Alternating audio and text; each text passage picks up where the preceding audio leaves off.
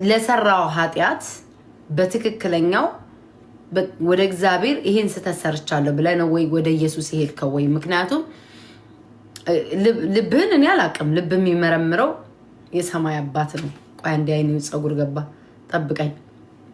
እና ቤታ በኢየሱስ ፍቅር ደም ይቅር ብዬሻለሁ ብለኸኛል። እንደዛ ካልክ ግን እስከ ዛሬ ስሰድበኝ ስም ስሰጠኝ የነበረው የውሸት እንደሆነ ለዚህ ማህበረሰብ ዝም ብሎ ከልብ ይቅርታ ብዬሻለሁ በክርስቶስ ደም ማለት ያለብህ ሳይሆን በትክክለኛው ስም ስሰጠኝ የነበረው የውሸት በግፊት ተነሳስተ ነው።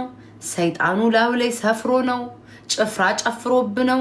አጋነንቱ ዳቢሎሱ አሯሩጦ ነው ወይንስ ማስረጃ ይዘ ነው? እንዴ ላሰናብትክ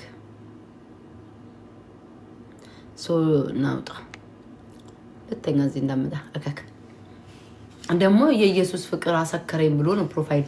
ስለዛ ምን አድርጎ ነው ያውላ ሰዓት መስደብ ኦኬ ያለ ነው። ስም ስሰጠኝ የነበረ የውሸት ስም ስሰጠኝ የነበረው ሰይጣን አሳስቶ ነው ወይንስ እንዴት ነው? እውነተኛውን ነገር ተናገርና ከዛ የእውነት አንተ ወደ እምነት ተለውጣል። ማን ወደ ክርስቶስ ሄዳል። ከዛ በተረፈ ግን ይቅርታን አልቀበለም።